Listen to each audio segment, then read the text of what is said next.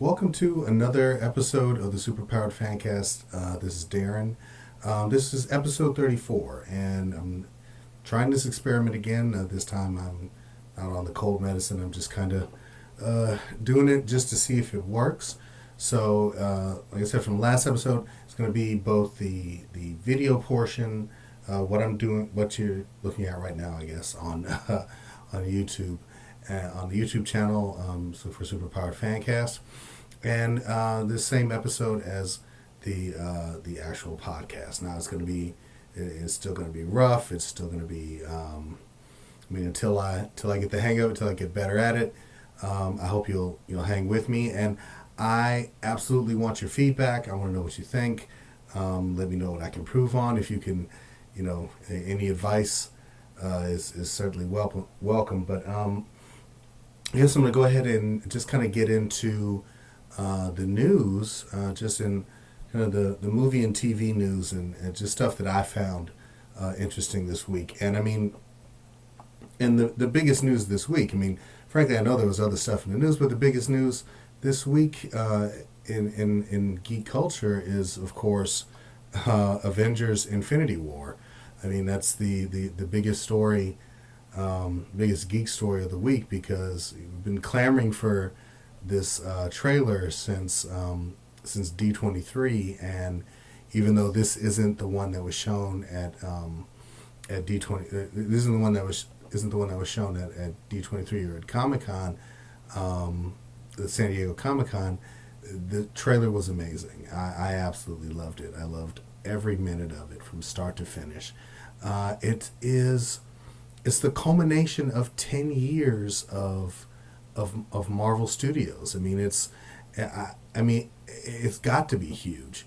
They've given us a decade worth of amazing entertainment, and this looks like it's it looks like it's going to be the swan song to some characters, and bringing forth some new characters into the fold. And I'm all ready, but at the same time I'm nervous. Like, I don't want to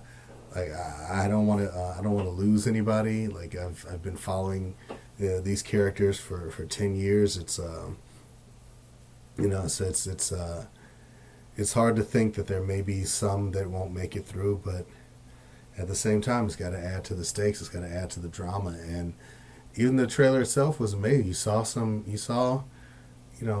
not a lot of people are gonna I'll just throw it out there. Tony looks like he's getting his ass whipped, and so is Spider-Man. So that's hard to look at in and of itself. So it'll be even harder to see it in the film. So that's been the biggest story of the week so far, is the Avengers Infinity War. And I don't know if I can say anything that hasn't already been said, other than I loved it. I'd say probably the only thing that bothers me is just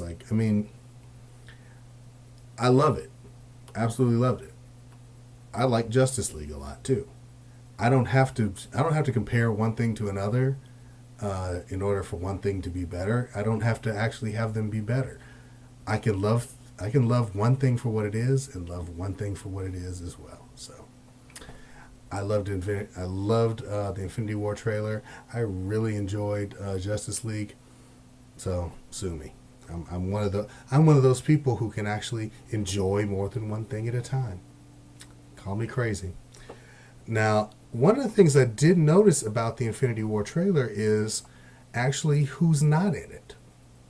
Now, if you go back and watch it again, and I would encourage you to do so. I've watched it probably about 15, 20 times at least, but there are two people I noticed are not anywhere in that trailer, and that would be Ant-Man and Wasp. Now, I know they have their solo film coming out, and I know that they're in Avengers 4, so then my question becomes, are they in Infinity War in some capacity? Do they show up at some point and are on a mission for somebody, or maybe they're not in the film at all? Maybe they actually are part of the new iteration of the Avengers, rolling into Avengers 4. And if that's the case, that's awesome, because maybe just continuing the through line of everything being connected, we'll find out what Scott and Janet were doing in the time Thanos invaded. So that's going to be it's going to be interesting to see. Now maybe they'll show up in another trailer, or maybe they'll be a small part, no pun intended. But it'll be their presence was in fact missed by me, and then considering the fact that Marvel's touting their movie as the first Marvel romantic comedy, I just kind of want to see if that chemistry is anywhere present in Infinity War. Maybe as a way to kind of lighten some of the harsher moments.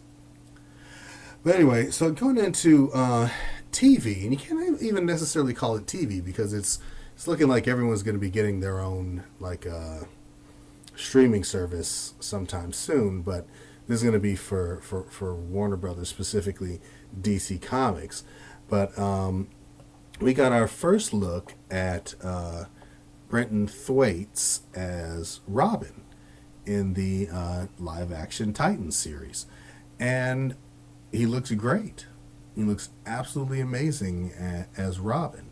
I think it's a great look. It's a great costume. It looks it's not overly bright. It's not too dark. It looks good. It actually looks really functional. But then it leads me to the question: so is he Robin through the entire series, or is this just the beginning?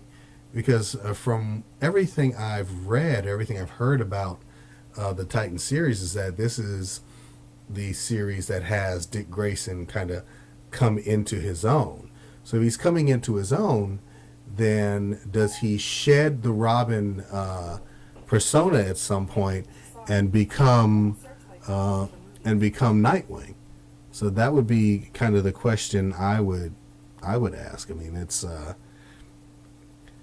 just again, the costume looks really good, but the fact is, do they put that much time and effort into the costume to have him be Robin throughout the series, or does he make a transition into Nightwing? And if he does that transition throughout the course of the season, I'd be satisfied as well. So I mean, it's but if you take a look at it, I think it looks great. I think he looks amazing in the costume. And kind of like the next bit of news is about actually one of my favorite Disney films, both for story and music, is Mulan. And it looks like the live action version of Mulan has found its lead, and that would be actress, and I apologize to everyone. I apologize to everyone in the Asian community in the way that I'm probably about to butcher her name. But I think it's Louis Fei. If I'm wrong, please tell me. Please send it to me phonetically. How to pronounce it correctly at Superpowered Fan right down there at the corner. Tweet me and let me know how what a jackass American I am and how I can't pronounce anything for shit. Just let me know. I'm willing to take the blame. I'm willing to take the brunt on that. But I think she absolutely looks the part. I can't wait to see her on the screen. The biggest thing I want from a live action Mulan film at this point is I want to see Ming-Na in that film. I want her in that film. I know she didn't originate the role. It's based on a story, but she so embodied that character that I would love to see her performance acknowledged in some way by having her as part of the production, because I think she's an amazing actress, and I would love to see her kind of go back into that world at some point. So yes, that's the end of the movie and the TV news. Now the next thing I do want to talk about is actually my comic book recommendations for the week. And I know it's kind of the end of the week and we're going to go into the next week, but if you haven't picked up these titles, these are actually ones I'd kind of recommend to put on your pull list. Um, Now, the first one that I would probably recommend is Darkhawk number 51. Now, Darkhawk number 51 is written by Chad Bowers and Chris Sims, and it's got art by Kev Walker. And what I love about this comic is it takes me back to the early '90s when Darkhawk was a huge character. For me, I actually really liked the character. I thought he was, I think in the pantheon of Marvel characters, he was new at the time, and it was exciting to kind of have a new hero joining all of these established heroes that we had grown up with and loved, and I really liked having a hero who at that point was around my age. So I had the fortune of kind of seeing the Marvel Universe through his eyes.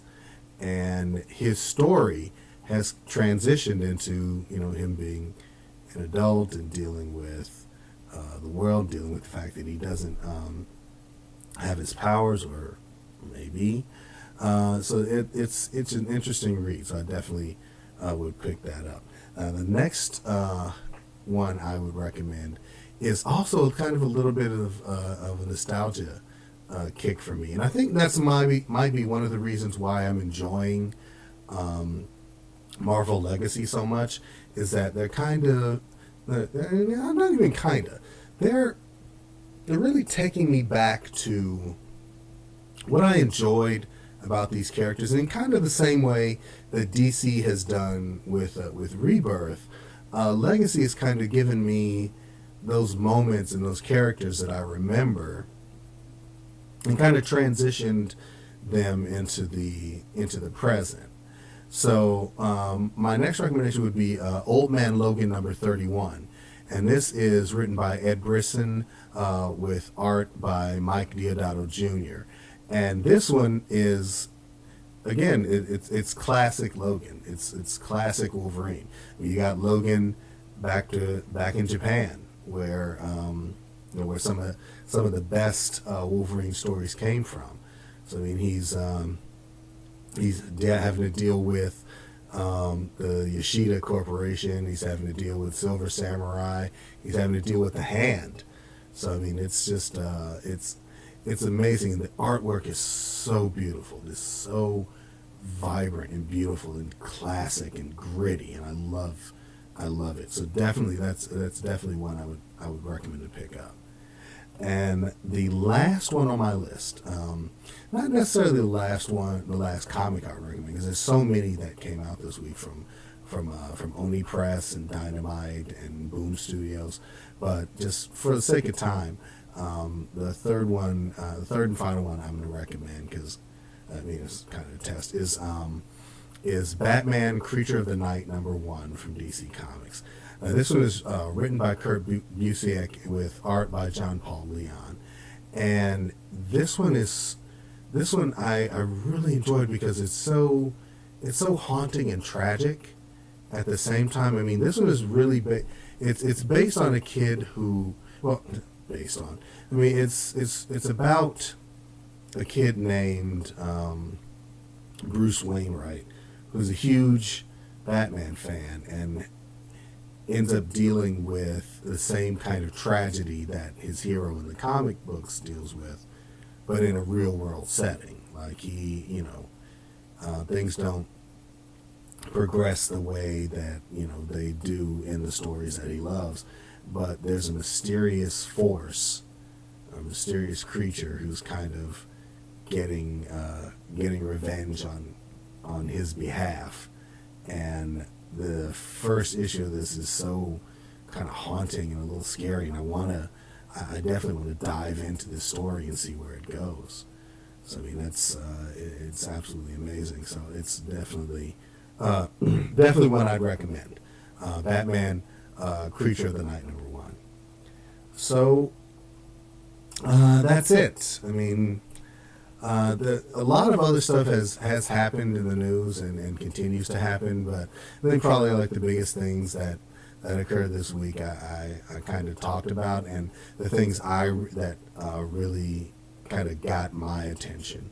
So, and then just as an experiment, just to kind of see if this goes, I'm like I said, I'm still working on it, and I want please give me your feedback. Let me know what you think, what you like, what you don't. Like I said, I'm absolutely open to criticism. I would love suggestions as far as how to do graphics better or things of that nature. Like maybe what kind of webcam to buy, just things like that. So definitely, if you want to reach me, you can tweet me at superpoweredfan. You can follow me and email me at superpoweredfancast@gmail.com. And definitely find my reviews and news items on my website, superpoweredfancast.com. And I'm also the news editor and write reviews for the Geeks Worldwide Network, which you can find those on the gww.com. So please give those a look, give me a listen, tell me what you think, and I definitely will take your feedback. So for the Superpowered Fancast, this is Darren signing off.